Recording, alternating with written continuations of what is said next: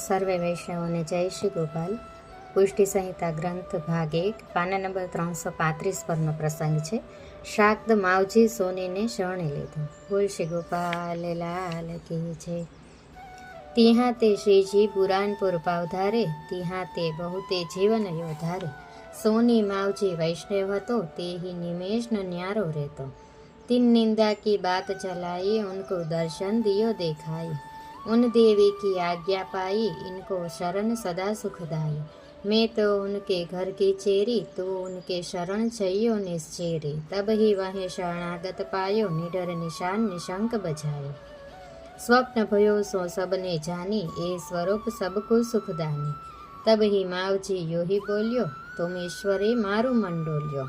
तुम पे दूसरो नाचित आयो, अपनो करी तब निकट बोलायो. तुम अपने मंदिर पधारे, नाम निवेदन सब करवाओ. जैसो कहियो तेसो ही कीनो, क्षणु एक रूप हृदये धरी लेनो. तब ही सर्व समर्पण कीनो, विप्र मोदित मन में रस भीनो. પાંચા બાપા કહે છે કે કશરદાસ શ્રીજી બોરાનપુરામાં પધાર્યા, ત્યાં ઘણા જીવનો ઉદ્ધાર કર્યો, શરણદાન આપી વૈષ્ણવ બનાવ્યા અને શક્તિ ઉપાસકોનો ધ્વંસ કરી નાખ્યો. માયાવાદી કર્મકાંડીઓના ભ્રમને દૂર કર્યો. તેના એક પ્રસંગ તમને કહું છું.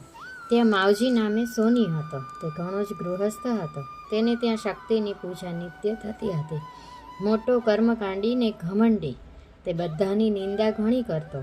તેની વાત શ્રીજીની આગળ ચાલી કે જે રાજ એ શક્તિ ઉપાસી મહાપાપી છે, સૌને રંજાડે છે. વૈષ્ણવની વાત સાંભળીને શ્રીજીએ પોતાના મનમાં વિચાર્યું કે જે એને જોશું. શ્રીજીએ વૈષ્ણવને પૂછ્યું કે તે ક્યારે આવે જાય છે. ત્યારે વૈષ્ણવે કહ્યું કે જે રાજ દર્શન કરવા આવશે પણ બહુ ચકોર છે. એવી વાત શ્રીજીની આગળ ચાલી. ત્યારે શ્રીજીએ કહ્યું કે ભલું ભલું, કાંઈ ચિંતા ન કરશો. ત્યારે માવજી સોનીને રાત્રે સ્વપ્નમાં દર્શન આપ્યું. તે કેવું દર્શન આપ્યું? તો કે સ્વપ્નમાં માવજી જોવે છે કે શ્રી ગોપાલલાલજી સજ્જા પર આવીને બેઠા છે. તેની દેવી તે શ્રીજીની આગળ આવીને ઊભી છે ને પંખો કરે છે. માવજીને કહ્યું કે તું ઠાકોરજીના શરણે જા, એ તારો નિસ્તાર કરશે. ત્યારે આવું સ્વપ્ન જોઈને તે જાગી ગયો અને બોલ્યો કે અહો જગદીશ, મેં સ્વપ્નમાં શું જોયું? ઘણું આશ્ચર્ય પામ્યો અને મનમાં નિશ્ચય કર્યો કે જે હું દર્શન કરવા જઈશ અને શ્રી ગોપાલલાલજી સ્વપ્નાની વાત કઈ બતાવશે તો હું તેનો સેવક થઈશ.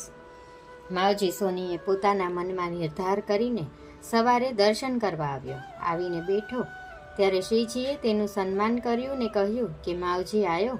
ત્યારે તેનું મન અતિ પ્રસન્ન થયું અને શ્રીજીએ કહ્યું કે જો માવજી તુમ શાક્ત હો, જે તારી દેવી છે તે તને કંઈ સ્વપ્નમાં દર્શન આપે છે અને કાંઈ કહે છે ખરી? આટલા વચન શ્રીજીના સાંભળતા જ માવજી શ્રી ગોપાલલાલના ચરણમાં ઢળી પડ્યો. મન ભક્તિરસથી પીગળી ગયું. પ્રભુ શ્રી ગોપાલલાલની પ્રભુતા શક્તિની તેને પૂર્ણ પ્રતીત થઈ અને જે સ્વપ્ન થયું હતું તેની ખાતરી થઈ ગઈ અને મનમાં થયું કે આ તો સાક્ષાત ઈશ્વર છે. ઉઠીને દંડવત પ્રણામ કર્યા અને બોલ્યો કે રાજ, મારા પર કૃપા કરો, મને સેવક કરો. ત્યારે શ્રીજી કહે છે કે જો તારા મનમાં આવે તો ઈશ્વર કૃપા કરે. ત્યારે માવજી બોલ્યો કે મહારાજ, મારા ઈશ્વર તો આપ જ છો. ત્યારે શ્રીજીએ કહ્યું કે ભલે. આમ કહીને શ્રીજીએ તેના સન્મુખ જોયું. દ્રષ્ટિદાન થતાં જ પરમ કૃપા પાત્ર થઈ રહ્યું અને માવજીનું મન પરમ દિવ્ય થઈ ગયું. શ્રીજીને પોતાના ઘરે પધરાવી ગયો. ત્યારે શ્રી ગોપાલલાલજીએ માવજી પર પરમ કૃપા વિચારી નામ નિવેદન આપ્યું. તેના અંગીકારમાં કાંઈ ન્યૂન્યતા ન રાખી. માવજીએ અનેક પ્રકારની ભેટ શ્રીજીના ચરણમાં ધરી. જેવું નિવેદન આચાર્યશ્રીએ કહ્યું તેમ સર્વ સમર્પણ કર્યું. શ્રીજીએ તેના પર અસીમ કૃપા કરી અને પરમ ભાગ્યવાન વૈષ્ણવ થયો. માવજી મહાપુરુષ થયો. જો શ્રી આચાર્યજી કે સેવક સમાન પણ અધિક ન્યૂન્ય નહીં એવી કૃપા પ્રભુજીએ માવજી પર કરી અને તેના ભાવને પોષવા શ્રીજી કેટલાક દિવસ સુધી બિરાજ્યા અને આપશ્રીએ પોતાના વચનામૃત દ્વારા માર્ગનો સ્વસિદ્ધાંત સમજાવી ઘણા જ દેવી ભાગ્યવંત જીવને શરણે લીધા. પાંચા બાપાએ કહ્યું કે કશરદાસ, આ લીલા પ્રસંગથી જીવને પ્રભુજીએ એ સિદ્ધાંત સમજાવ્યો કે અન્ય દેવદેવીના આશ્રયથી કાંઈ નિસ્તાર થતો નથી અને પૂર્વના જે જીવો પોતાના હતા તેને કલીના પ્રવાહમાંથી ઉગારી લીધા. અન્ય માર્ગની ભ્રમણા છોડાવી પોતાના શરણાગત કીધા. તે પુષ્ટિ પુરુષોત્તમે મહાન અનુગ્રહ પોતાના જીવ પર કીધો અને તે જીવ ભૂતલમાં નિહાલ થયા.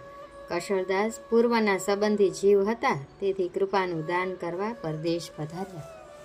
આ વાર્તા પ્રસંગ અહીંયા પૂર્ણ થાય છે. મારી કંઈ ભૂલચૂક થતી હોય તો દાસના દાસ જાણીને ક્ષમા કરશો. સર્વે વૈષ્ણવોને જય શ્રી ગોપાલ.